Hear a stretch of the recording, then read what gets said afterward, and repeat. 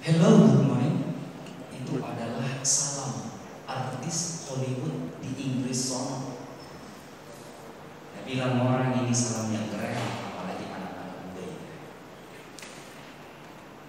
Annyeonghaseyo.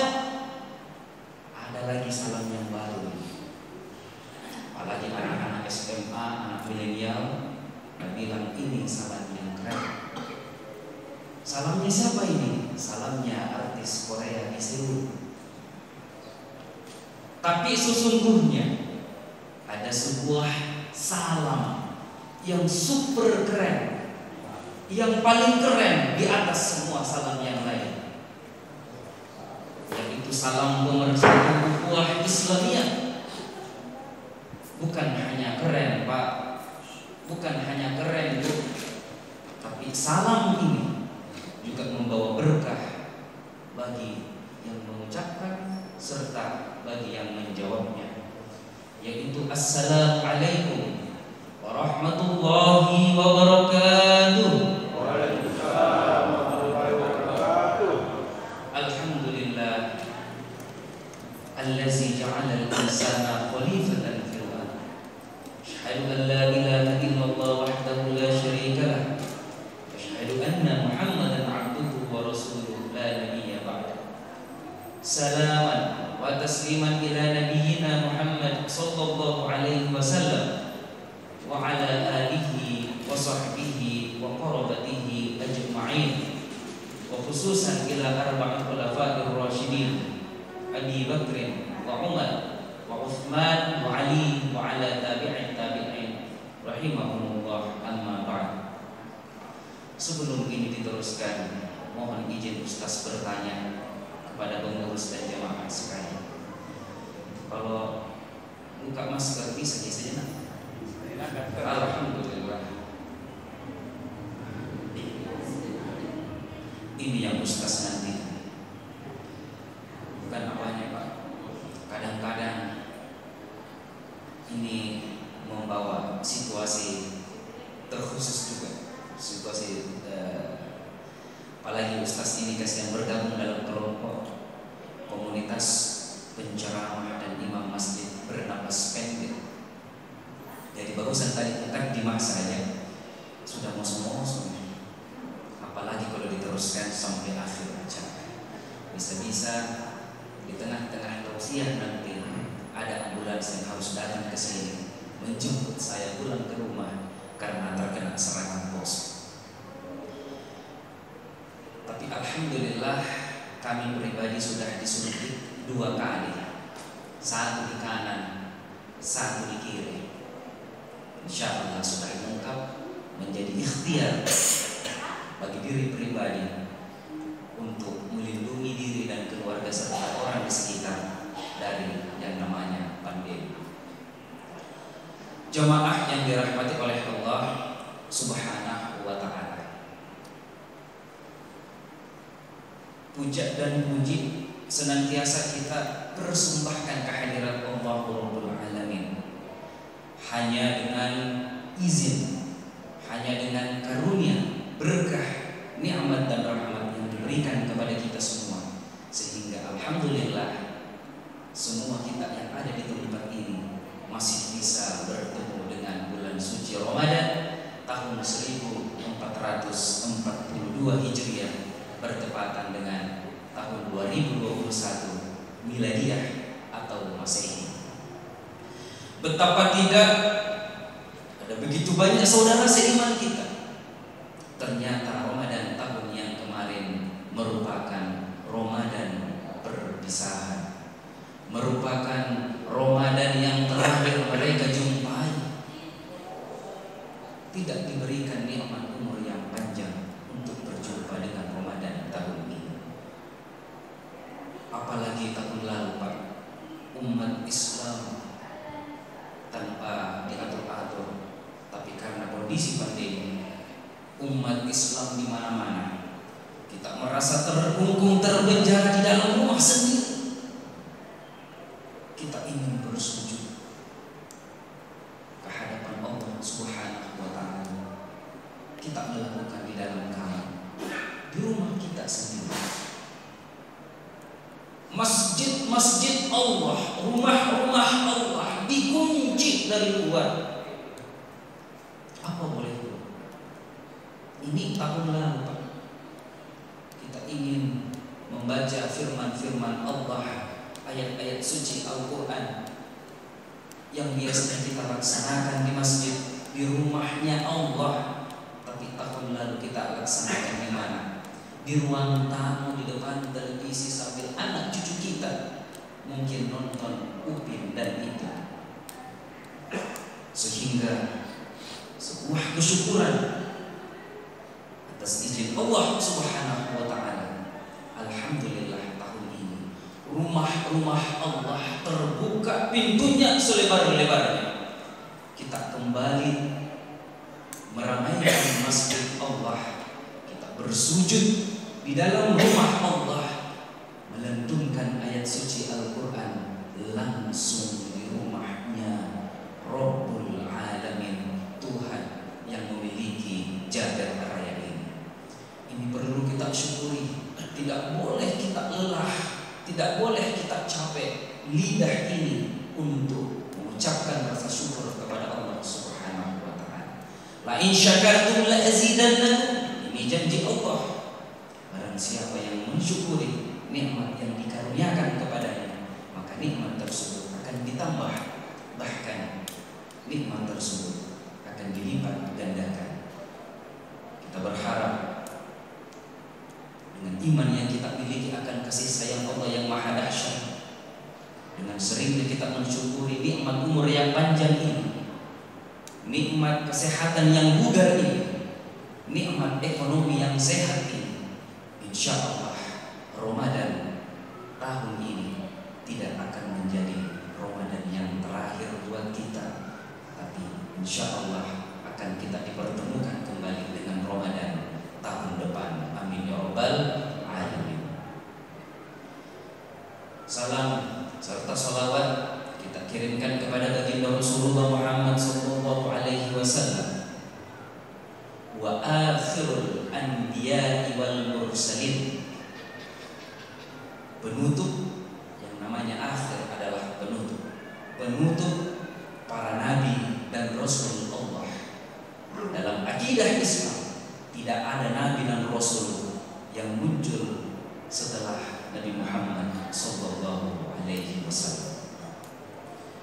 Oleh karena itu Bapak Ibu sekalian, termasuk jemaah yang mungkin ada di luar masjid ini dan mendengarkan tausiah subuh ini, kita perlu menjaga anak-anak cucu kemenakan kita di rumah masing-masing.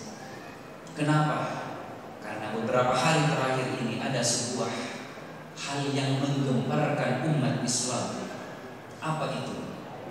Ada seorang laki-laki mengumumkan dirinya sebagai nabi baru, nabi ke-26. Permasalahannya orang ini berdakwah bukan di mimbar masjid. Seandainya dakwahnya di mimbar masjid sudah lama diseret oleh jamaah pengurus masjid di masa sebelum dibawa ke kantor polisi. Orang ini bukan berdakwah lewat media televisi. Seandainya lewat televisi sudah lama kena semprit oleh Komisi Penyiaran Indonesia. Akan tetapi berbahayanya orang ini berdakwah lewat HP, bil khusus lewat channel YouTube.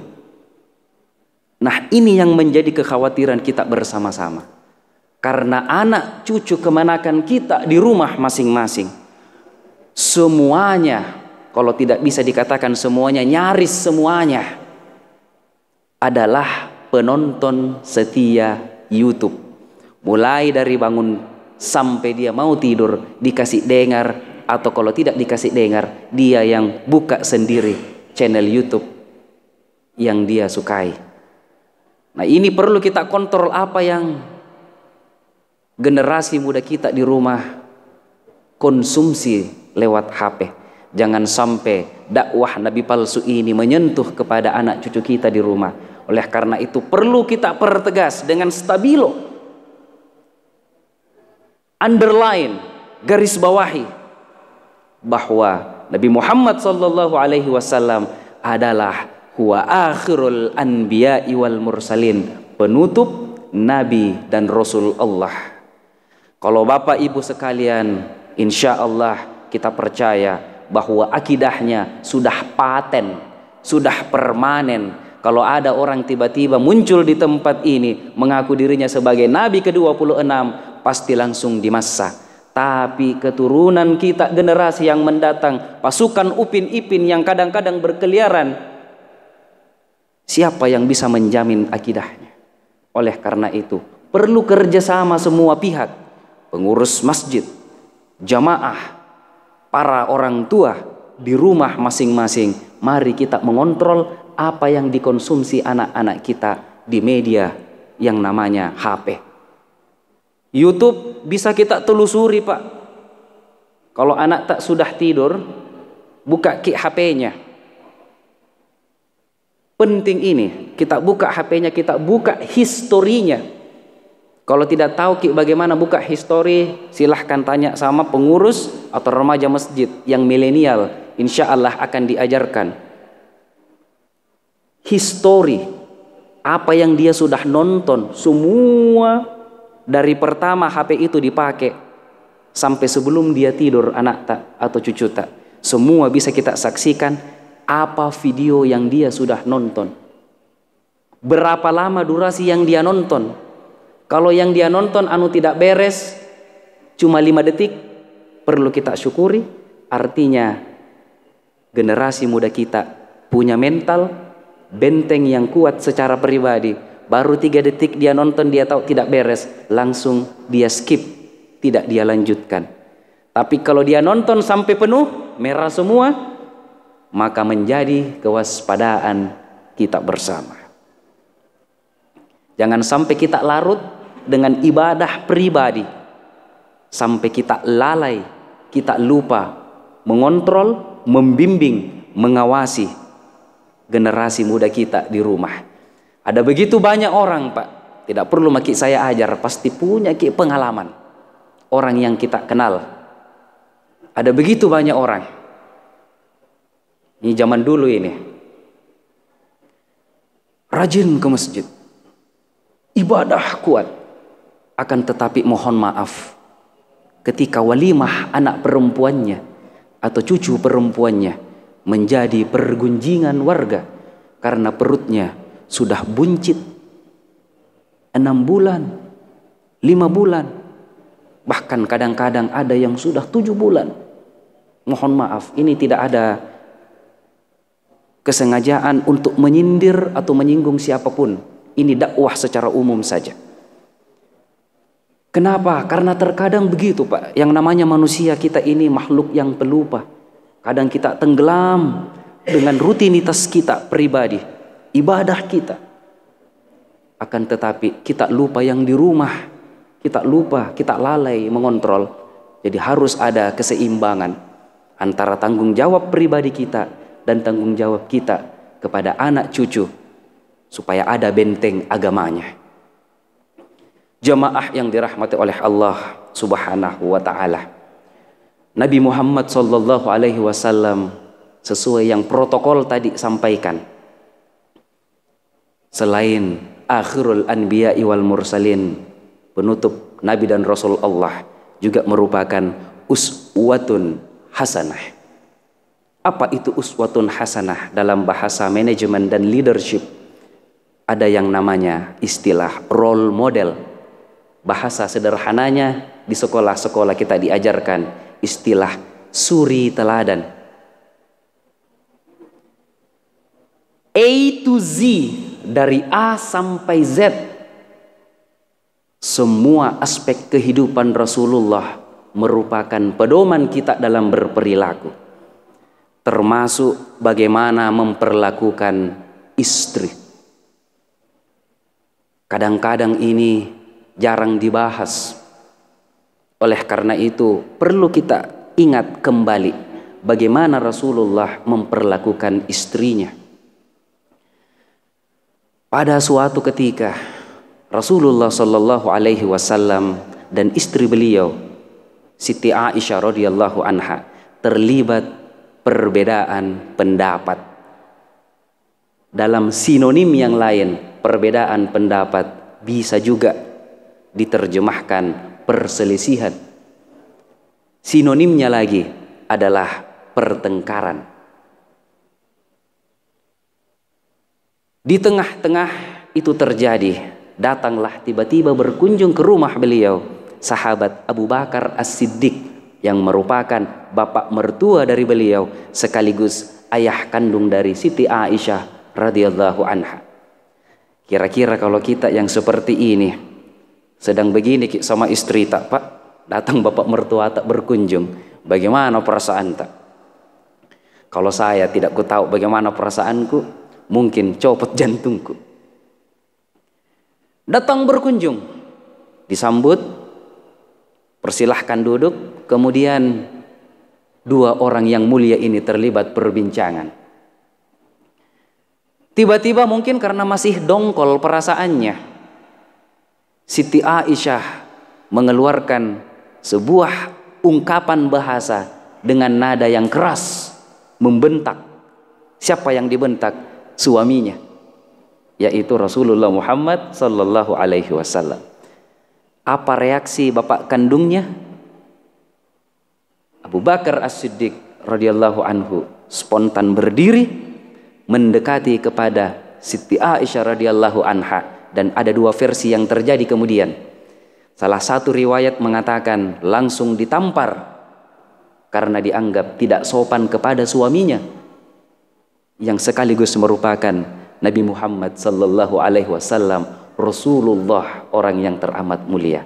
Di riwayat yang lain baru mau ditampar ancang-ancang, tiba-tiba Rasulullah sallallahu alaihi wasallam menahan, melarang sahabat Abu Bakar As-Siddiq untuk melakukannya. Padahal yang dilakukan Abu Bakar As-Siddiq adalah membela Nabi Muhammad. Dan yang mau disakiti adalah anak beliau sendiri, anak Abu Bakar As-Siddiq sendiri. Dilarang sama Nabi Muhammad sallallahu alaihi wasallam. Dari sini kita bisa keluhuran akhlak beliau, bil khusus kepada istrinya. Inilah yang dimaksud tadi oleh protokol kita, uswatun hasanah, suri teladan. Dari sini kita bisa mengambil ibrah, pelajaran atau kesimpulan bahwa ternyata yang namanya permasalahan rumah tangga adalah sesuatu yang sangat manusiawi. Jangankan kita yang makhluk biasa, Nabi Muhammad sallallahu alaihi wasallam saja mengalami ini dengan istri beliau di dalam rumah tangganya. Bahkan dibanding dengan nabi yang lain, masih lebih ringan yang terjadi dengan Nabi Muhammad. Coba kita lihat Nabi Nuh dengan istrinya. Nabi Nuh berdakwah di jalan Allah, istrinya justru berada di kaum-kaum yang sama dengan orang-orang yang ingkar kepada Allah. Ini Nabi Nuh. Nabi Lut 11-12 juga istri beliau. Jadi Bapak Ibu sekalian, jika terjadi perselisihan rumah tangga antara bapak dan ibu, itu bukanlah sebuah aib.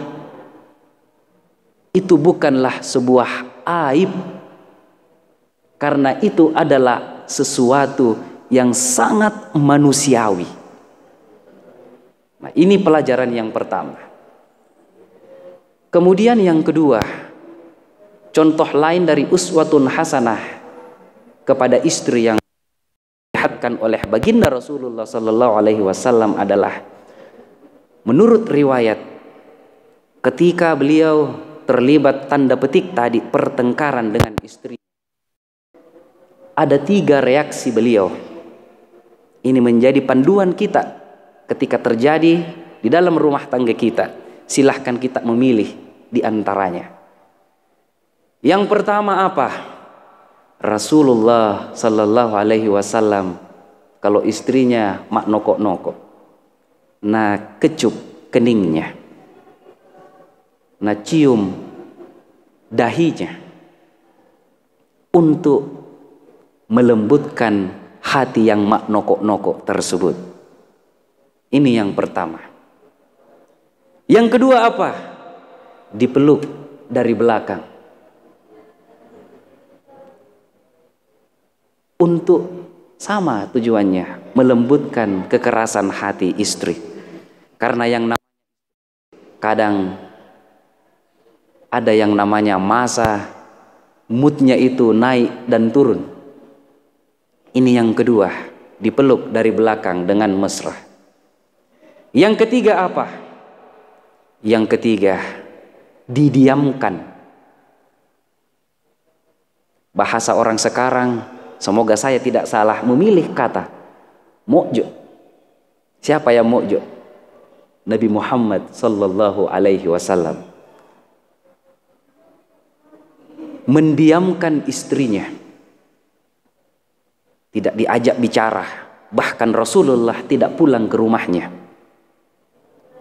Bukan satu hari, menurut riwayat beberapa hari tidak pulang-pulang ke rumah, tidak nak cari istrinya, apalagi nak ajak bicara. Jadi kalau ada besok lusa suami tidak pulang-pulang ke rumah, tak bu, bisa jadi sedang mengikuti sunnah Rasul. Introspeksi diri tak. Syukur bukan surat pengadilan yang datang, pengadilan agama. Informasi ji dari tetangga tak, teman warkopnya. Oi, mau jadi suami tak, kita apa di rumah? Kenapa? Nggak mau pulang bedek ke rumah tak. Di warkop terus gitu menginap 1 minggu mi. Jadi apa pesan tak ku kasih tahu kan sama suami tak? Suruh mi pulang ke rumah. Itu yang kemarin jadi pertengkaran. Sudah mi, saya yang mengalah. Enaknya kalau begitu. Kita yang introspeksi diri. Jangan datang sahabatnya suami tak ke rumah, kita lagi yang tambah marah. Iya. Sekali yang ini bawa semua pakaiannya, suruh menginap di sana selamanya. Tidak selesai itu masalah. Introspeksi. Ini pernah kejadian seperti ini. Sampai-sampai istri beliau menangis-menangis. Kenapa? Karena ketakutan. Rasulullah Sallallahu Alaihi Wasallam pasti marah, pasti ada sesuatu yang tidak disuka, yang derajat ketidaksukaannya itu sudah bukan level biasa-biasa, sampai tidak mau pulang ke rumah, bertemu, melihat, berbincang, berdiskusi dengan istrinya. Akhirnya apa yang terjadi? Sahabat Umar bin Khattab datang menemui Rasulullah Sallallahu Alaihi Wasallam, berbincang-bincang, membujuk-bujuk. Akhirnya Rasulullah kembali pulang menemui istrinya. Ini menjadi ibrah lagi kepada kita semua. Perlu ada yang namanya mediator. Kalau ada terlibat perselisihan antara suami dan istri, perlu ada inisiatif orang dekat. Baik berupa sahabat, mungkin kalau bisa saudara, atau siapapun yang dihargai dan dekat, dikenal oleh kedua-duanya, untuk berdiskusi, didengar pendapatnya, kemudian dibujuk-bujuk supaya apa yang terjadi, let it go. Jemaah yang dirahmati oleh Allah Subhanahu wa ta'ala, ada lagi satu yang diizinkan oleh syariat ketika pandangan antara suami dan istri sudah tidak bisa memantomi satu meja, sudah tidak bisa satu piring berdua, sudah tidak bisa satu gelas sama-sama, sudah tidak bisa satu bantal dipakai untuk 2 kepala. Apa itu? Tapi ini tidak pernah dicontoh oleh Rasulullah Sallallahu Alaihi Wasallam, meskipun diperbolehkan secara syariah. Apa itu? Talak. Diizinkan, tapi tidak pernah mempraktekkan. Tapi kalau memang suatu ketika ada sebuah rumah tangga Istri mungkin sudah tidak bisa memantomi diajar. Sudah tak balik-balik nih kepalanya suaminya, atas bawah kiri kanan. Bertahun-tahun dicoba diajar, dicoba dibimbing. Akan tetapi hati sang istri terlalu keras untuk memahami suami sebagai pemimpin rumah tangga.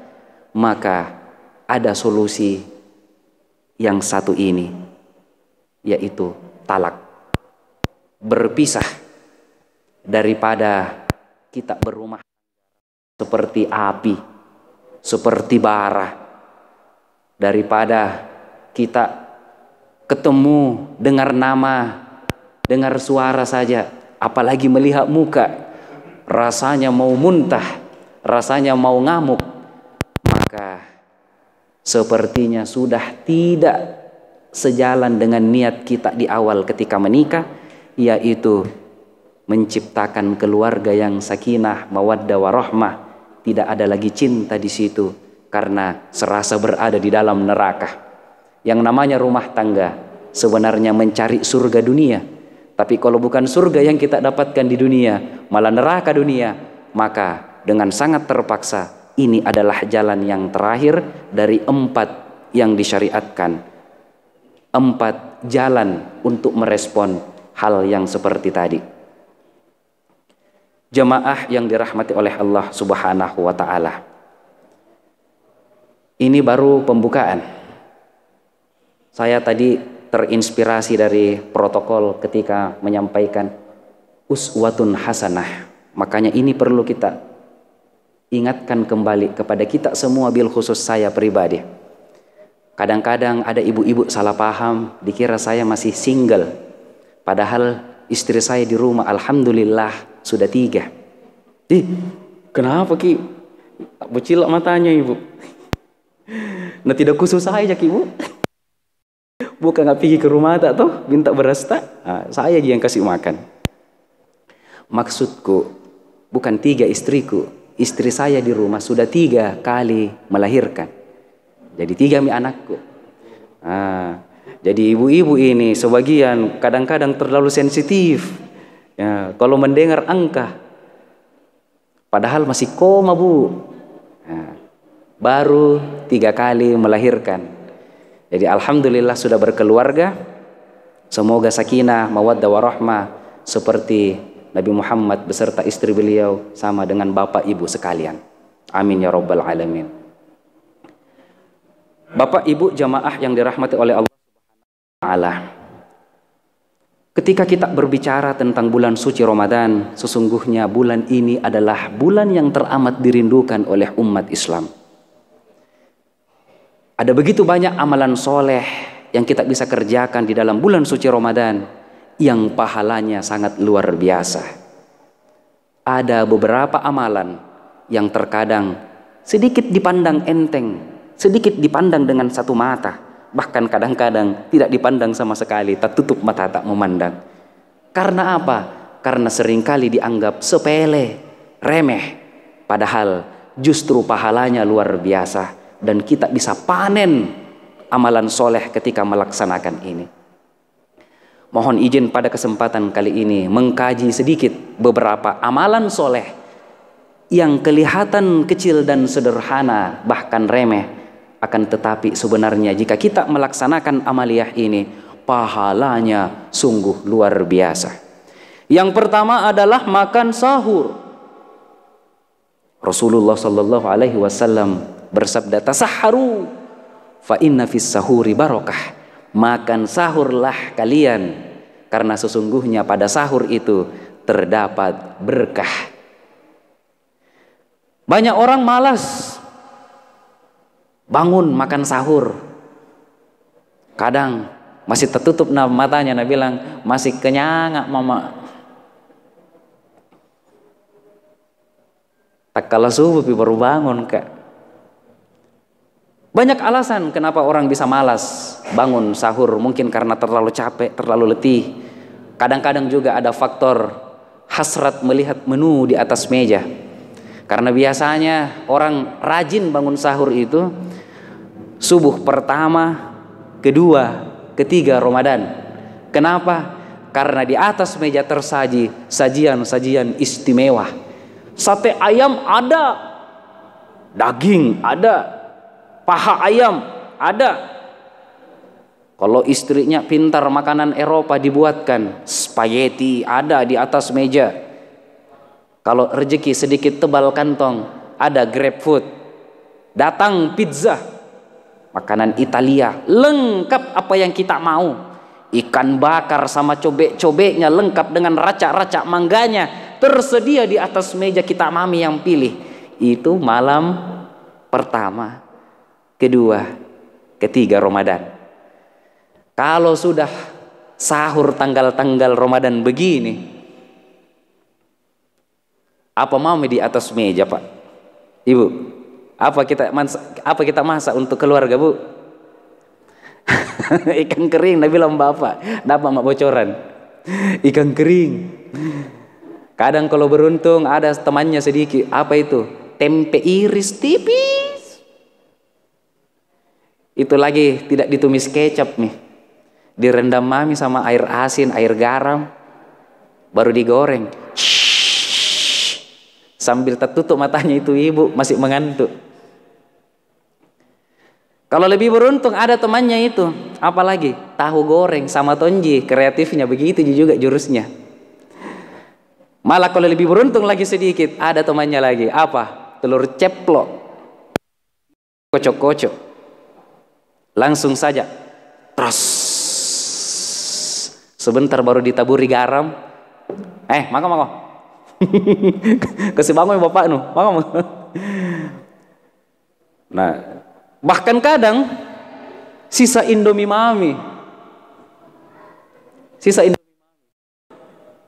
apalagi kadang-kadang ada ibu-ibu yang masuk perkumpulan ibu-ibu kutu, semoga tidak ada di sini. Kalau subuh mi, Nabila mi anak muda sahur, berteriak Tommy dari kamar tidurnya itu ibu, oh bangun mau kau semua, masak mau kau sendiri Indomie. Mama masih mengantuk, mau tidur. Bu, semoga didengar sama ibu-ibu yang ada di rumah juga. Ketahuilah, sabda Rasulullah Sallallahu Alaihi Wasallam tadi, makan sahurlah kalian. Ini kalimat perintah, tapi bukan bersifat wajib, akan tetapi bersifat himbauan. Saking pentingnya makan sahurlah kalian, karena sesungguhnya pada makan sahur itu terdapat berkah. Orang yang makan sahur saja dapat berkah pahala dari Allah. Logikanya, apalagi yang sajian sahur. Insya Allah rahmat kasih sayang Allah Maha Adil akan diberikan kepada ibu-ibu di rumah yang menyiapkan sahur bagi keluarganya. Berkah, pahala 2 kali lipat. 1 untuk sahurnya sendiri, 1 lagi untuk menyiapkan hidangan bagi keluarganya. Ini yang pertama. Kadang kita pandang remeh, padahal sebenarnya berkah dan pahalanya luar biasa. Yang kedua adalah mengaji. Kadang ada orang yang salah paham, dikiranya pahala mengaji itu terhitung 1 pahala. 1 pahala jika kita membaca 1 surah di dalam Al-Quran. No, this is wrong. Bukan. 1 pahala untuk 1 ayat, that is also wrong. Ini juga salah. Apakah 1 pahala untuk 1 huruf? Still wrong, masih salah. Yang benar adalah 1 huruf bagi yang membaca mendapatkan 10 pahala. Sehingga sebagai contoh, Baqarah ayat pertama, alif, berapa jumlah hurufnya? Ada 3. Total terima dari Allah Subhanahu wa Ta'ala adalah 10 pahala kebaikan dikali 3 menjadi 30. Ini baru satu ayat yang terdiri dari 3 huruf.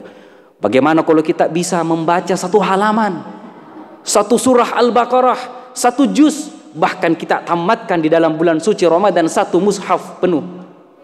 Maka sesungguhnya kita menjadikan amalan ini sebagai media untuk memanen amalan soleh di dalam bulan suci ini.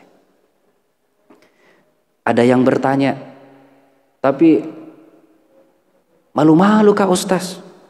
Kenapa kita malu-malu nanu kebaikan ini? Masalahnya tidak lancar mengajiku. Maka tawai kak nanti orang. Bu, Pak, di pondok pesantren, para santri termasuk kami ini diajar sebuah amalan. Pimpinan pondok biasanya mengajarkan kepada para santrinya istilah pahala mujahadah. Berasal dari kata jahadah, yujahidu, bersungguh-sungguh, mattojen-tojeng, berjuang. Maka sesungguhnya ketika ada ibu-ibu, bapak-bapak yang mengaji kurang lancar,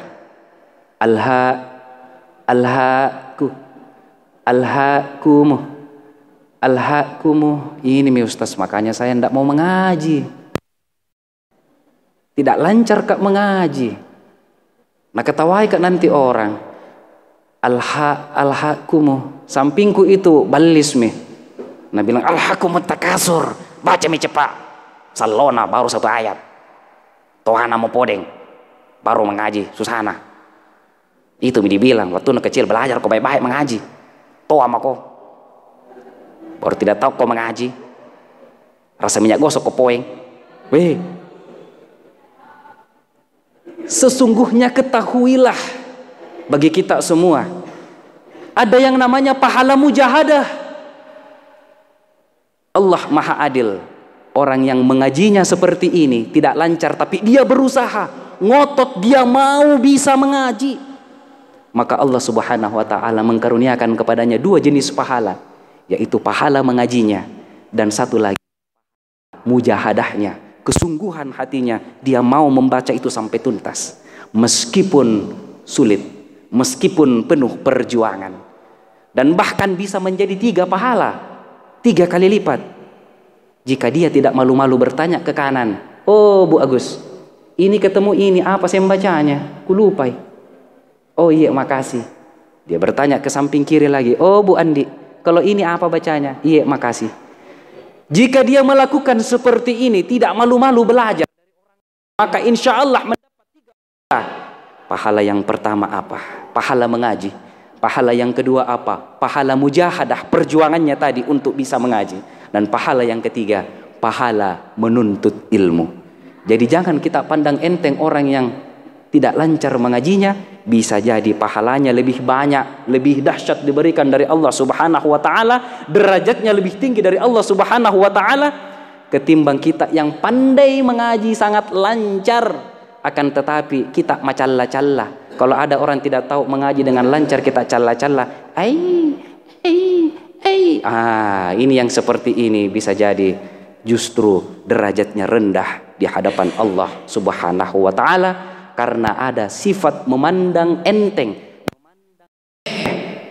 memandang hina orang lain yang sama sifatnya dengan iblis memandang enteng kepada Nabi Adam alaihi salam. Tunggu dulu sebelum saya lanjut, masih ada aja waktuku ini Pak, kita kasih ke kode kalau habis di ya mau.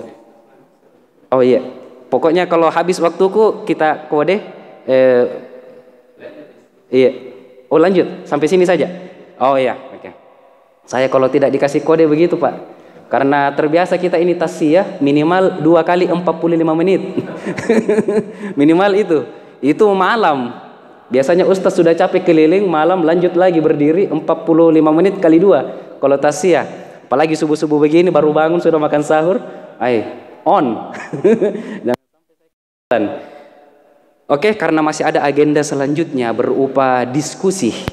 Oke, diskusi itu ada yang terjemahkan tanya jawab, tapi kalau saya bukan tanya jawab, antara pemateri dengan peserta saja, tapi saya pribadi menerjemahkan diskusi itu adalah saling mendengar satu sama lain. Bisa jadi pemateri mendapat ilmu dari yang mendengarkan tadi dan kita bergantian. Demikian, ini saya tutup atau ya, demikian saya tutup. Tak ada gading yang tak retak. Ustaz juga pasti banyak kekeliruan dan kekurangan. Mohon dimaafkan, mohon dimaklumi. Assalamualaikum warahmatullahi wabarakatuh.